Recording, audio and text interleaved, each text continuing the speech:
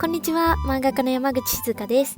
今回は私の漫画の成長過程をお見せしようかなと思います。前にですね、イラストの成長記録動画を出したんですが、思っていた以上にイラストの枚数が少なくて、どちらかというとイラストより漫画をよく描いていたっていうお話をしました。なので成長の遅さもバレますし、内容もめちゃめちゃ黒歴史ではあるんですが、晒していこうと思います。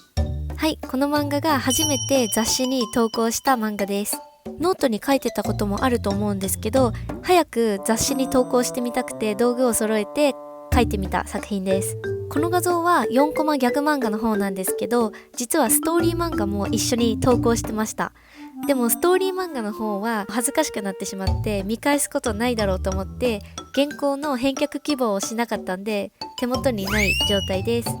他には完成しなかったんですけど、お城の化け物を倒すアクション漫画とかも描いてました。キャラがね、だいたい棒立ちになっちゃってるんですけど、ミニキャラとかの描き方はあんま変わってないなって思いました。これもね、すっかり忘れてたんですけど、中学生の時に描いたかなと思います。小学生の時よりはいろんなポーズに挑戦してるし、トーンをもっと細かく貼るようになったかなと思います。改めて見て、もう私の好み出てるなって思いました。私、未だにちょっとやんちゃな男の子が好きで、このストーリーもやんちゃな弟がいるお姉ちゃんのお話でした。はい、じゃあ次、これは多分高校生の時だったかなと思います。ファンタジーに戻ってきました。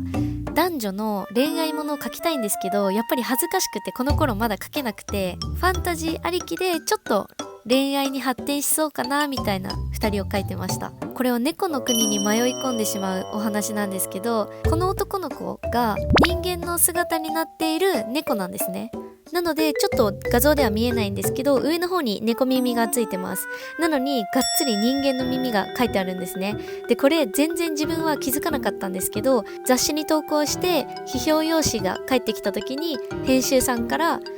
猫の耳と人間の耳両方書いてありますよってご指摘をいただきました。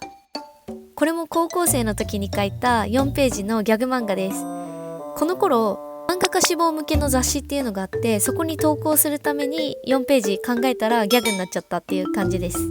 でもこの頃からもうちょっと前回の作品より色を濃くするのが楽しくなってきてます。で、楽しくなりすぎた結果こうなりました。トーンを一切使わず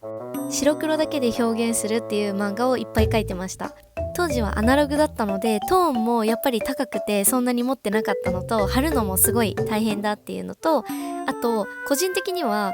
淡い感じのイラストよりはっきりした絵が好きだったので、白と黒だけで描くっていうの表現にハマってました。次の原稿も線画はアナログなんですけど、一応パソコンとペンタブレットは持ってたので取り込んでみて初めてトーンを貼ることに挑戦してみたんですけど、失敗してグレースケールになってる画像です。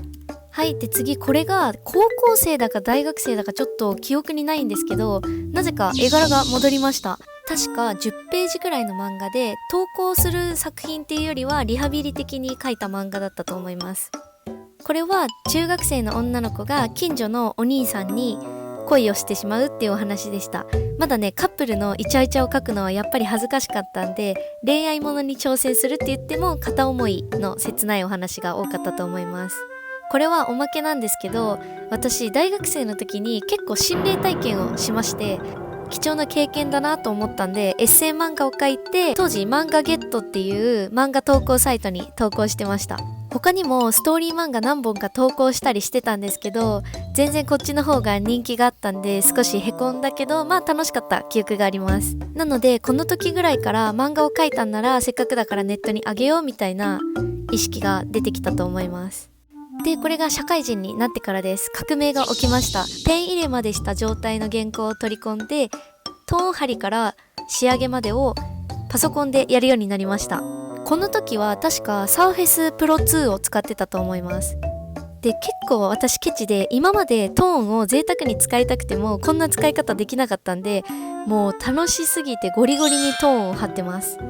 次の作品も同じような感じで、線画はアナログでトーン貼りからはパソコンなんですけど、もう楽しくてめちゃめちゃトーン貼った記憶があります。これが2015年あたり、この頃から線画もパソコンでするようになります。なので逆にちょっと背景とかは劣化してる感じがあるんですけど、担当編集さんにネームを見てもらいつつ原稿はデジタルで描けるように挑戦してました。これは縦スクロールフルカラーの形式の漫画を知って挑戦した2作目の漫画です。徐々にね線画を描くのにも慣れてきたかなと思います。2015年から2018年あたりが制作の順番がちょっと曖昧なんですけど、もう完全に線画からパソコンで描くっていう描き方になりました。ネームだけは未だにアナログで描いてます。でこれが2018年から制作が開始して2019年まで連載していた縦スクロールフルカラー漫画です。最初の頃と最後の方です。週刊連載だったのでなかなかデッサンの狂いに気づける時間とかがなくて結構大変でした。最後の方はやっと少し描き慣れてきて、フルカラーで画面をキラキラさせるエフェクト効果とかも覚えました。同じ時期ぐらいに描いた白黒漫画もポーズとかの幅が広がったんじゃないかなと思います。で最近の少女漫画だとこんな感じになってます。はい、ということで以上が私の漫画の成長過程でした。いや劇的なね成長っていうのはなかったかもしれないんですけど、そういう平凡な人でも続けていれば漫画家になれましたっていうことで、最後ちょっとリメイクを載せて終わりにしたいと思います。本日もご視聴ありがとうございました。